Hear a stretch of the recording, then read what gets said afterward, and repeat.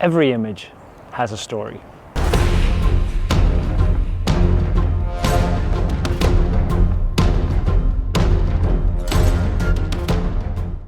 A red deer is probably the animal that has got the hair on the back of my neck to stand the most.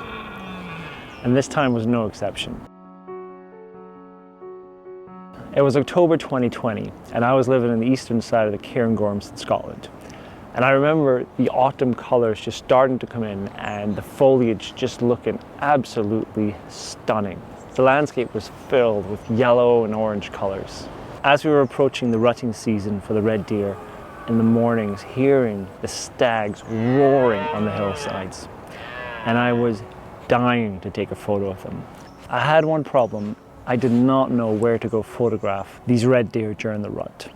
Up on the hills to the east of the village was where I could hear the most deer. This is a wide open habitat, and I had no idea how I would actually manage to approach a deer without them seeing me coming. And I also faced the problem that this was an estate that owned the land, and I would also do deer stalking there, and I suspected they did not want somebody like me potentially scaring the deer away. My name is Espen Helland, and I'm a wildlife photographer based in Scotland. This is a new series that I want to try out where I tell the story behind the image. So I then decided that the hilltop to the east of the village was off limits to me, and I tried thinking of somewhere else where I could photograph the deer. I found another location where I'd heard some deer, not as good as the other place, but still some. And there was also a woodland nearby that I could kind of use to cover myself and maybe approach from the woodland. So I remember walking up there one morning, and I put the Tragopan 3D poncho on me in the forest, and then I started making my way to the edge of the conifers. It was a really windy day, but I think that worked to my advantage because I had the wind coming into me and into the forest. So as long as the deer were out there in the open, I could try and approach quite close with them picking up a scent of me. So I do actually remember getting quite close to them. I was hiding behind some rocks and a bit of logs and starting to make my way a little bit closer, trying to crawl a little bit closer. And I did have a couple of occasions there where there was a stag in a hurry and he was chasing them around. At one point there was even a contender that got close, but this stag was not having any of it and chased that deer right off. So I remember getting some photos of these deer, but there was something about it that wasn't sitting quite right. I didn't quite like my background, and out in the heath there was really no color to it except for the heather kind of just dying off. It wasn't exactly what I had in mind. So after having had a session here where I wasn't quite happy with my images, I decided to reconsider for the hills to the east that was managed by an estate. I decided that the only way that I would be able to approach these animals was using a hide and putting the hide out in advance and being in the hide before the deer would be there in the morning, or at least before it was getting light and they would see me. So I sent an email to the estate explaining what I wanted to do, assuring that I would, cause no trouble, and offered some of the images to them that they could use afterwards. I didn't hear anything back. And October month just kind of seemed to pass by. I tried again some other places to photograph the deer without much success. Now when I finally got an email from them, it didn't actually fill me with hope and promise, but he did allow me to meet up with him to make my case. So I remember driving up the hill with the gamekeeper in his Land Rover, and I kind of explained to him what I had in mind. I had a certain area that I wanted to focus on where there was a really nice yellow birch woodland behind it. To the west and to the southwest, I would have this stunning Loch Nagar. It's a really iconic mountain in this area as my backgrounds. And so I had this kind of vision that on this hillside, I could have either the woodland or the mountain as my background for some of my images. So I explained to him that this is what I wanted. I talked to that I would use a hide. I would set it up in the daytime when the deer weren't there. I would be sure to be in it at nighttime, like way before an hour before it's even twilight and you can see anything. And I would stay in the hide until the deer clear off. And to my surprise, he was agreeable to it and he said yes. So I was super happy with that. And later that day, I took a hide up. I was working with the Tragopan V6, which is a single person hide where you sit in a chair, but I also used an awning in the back so I could have more room for a backpack and these kind of things. Once I got there, I really took my time to walk around the habitat that I had in mind. I didn't just put the hide somewhere. I really staked out. I really kind of got down and I pretended to be sitting as I would in the hide, and I checked my composition. I took my camera with me, my lens with me. I saw what will my background be here, how far away is my background, will it be properly blurred out, can I get the kind of images that I'm thinking about. So I walked around quite a bit, and I also looked for the landscape, for somewhere good to put the hide, somewhere where it just wouldn't stand out in the middle. And I looked a lot for the deer paths that were already there, like where were the main areas that the deer walk. So finally I found a place where the hill was kind of going down, and as it started to kind of even out a little bit, I remember there being a little bit of a ditch there, and I found a good place, a slightly flattened out area that I could put my hide, and I had this little ridge down towards the west where the birch woodland was in the background, and that was my ideal background. Put my hide out, went back home and set my alarm for really early the next day so I would be up there in time. I remember the next morning I got on my bike. I had 8 kilometers to go up the hills, and there wasn't any parking or anything like that nearby, so I figured I was just as well to cycle. So I remember cycling through sleet in the morning, being very cold, and parking the bike about 5 kilometers. After that I would have to follow a dirt track out of the woodland and out into the open. So I figured it was best to just leave my bike in the woods, walk the rest. I remember shining my torch as I was walking that path, and I had 3 pair of eyes just staring right back at me. But the deer in the dark, the deer don't really mind you that much, obviously, unless you do something special to scare them off. I just took my torch away from them, kept walking.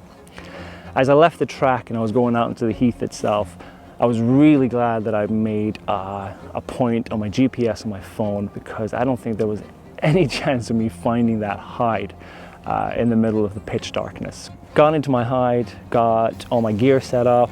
I had already left the chair, the cockless chair for the Tragopan hide, in the hide the night before, so I didn't have to carry everything with me. Got my EM1X and my 300 as my main gear, so I put that on my tripod that I could sit watching out the window.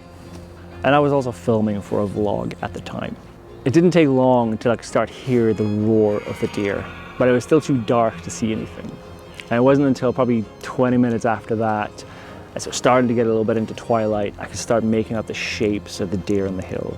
So I remember then looking out on the left side of my hide, which would be to the south, and having a deer up on the hill. It just stood up on this little ridge, just looking over. There was another stag further down that I noticed was sitting down, actually just chewing, and then got up, walked around. Some absolutely amazing roars that just filled the valleys. It was pretty amazing to have been down in the village that I could see below and being in the middle of the deer rut, as opposed to down there in the village where I could just hear the roar from a distance. This was it happening right next to me. So it was getting lighter. The sun had finally come up. I'd had a few deer a little bit further away. I got a couple of images and filmed a little bit of them running about. And then all of a sudden, I saw him.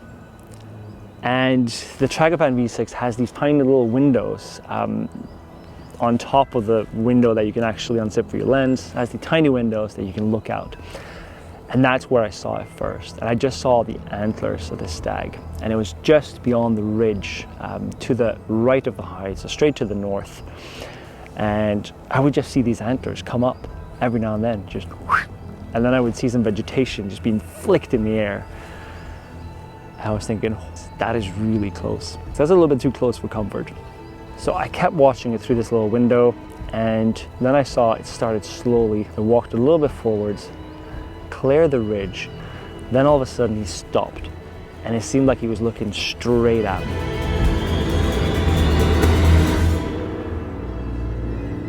I was barely breathing at this point. I was holding my breath, trying not to fall off my chair.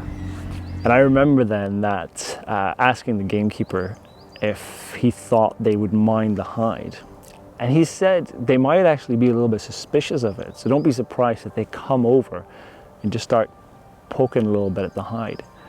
So I had these little bit, so I started to get a little bit freaked out. What if it just comes over to the hide? What if he uses his antlers to start, pushing the hide? What would I do? Would I duck down on the floor? Would I jump out, scream my heart out and just try and scare it away? I was just hoping in that moment that it wasn't going to do that. So after it had frozen for a little bit and I completely froze as well, it started moving towards me a little bit. And at this point, I could just about turn the camera out the window and turn it almost 90 degrees. But to do this, I was kind of half off my chair. So I was just sitting half on the chair and basically hanging like this to the side of the hide so that I could start filming the deer, so I could start photographing it. And it kept walking along this little ridge. And at this point, I'm not looking up. I'm just in the camera in the moment. It clears this little ridge and it starts to let out a loud roar, like a proper stag roar. And it was just as it lets out this big roar, I take my photo. I got the yellow birch in the background, all nicely blurred out, but you can kind of make out the landscape. Pretty much everything else in this image is out of focus except for that deer. As it comes towards, even closer to the hide, it just passes by right next to me. I had no interest in the hide or me, just walked right past. Its mind was just the rut. Nothing else mattered for this stag. So that was a nerve-wracking but an amazing experience that I don't think I'll ever forget. I know that a lot of people are much better than me at really planning an image down to the very last detail, but to me, this was making an image. I was really thinking about what I wanted from this image. I was thinking about where the sun was going to be compared to the hide. I was thinking about how to approach. I was using the hide. I had planned what my backgrounds were going to be, what the colors were going to be. And the lay of the land as well was very important so that I could have a deer come close by, but not have, for instance, like the ground right behind it or something like that. So I had this ridge with a drop right behind and a far distance to the background that I wanted then. Obviously, I needed the luck on the day as well for the deer to show up. But that luck comes. The more time you spend in the field, the luckier you get. But it is important to plan all these other things. And that is what I felt like I did this time. I felt like I made this image rather than just take it. I'm very happy and proud of this image. It has been on the cover of Wildlife Photographic, and it is available for sale. If you wanna buy it as a print, you can go to my website and check it out. Please give this video a like and leave me a comment if you are interested in seeing more of these types of videos, the story behind the image. Thank you so much for watching. I'll see you next time.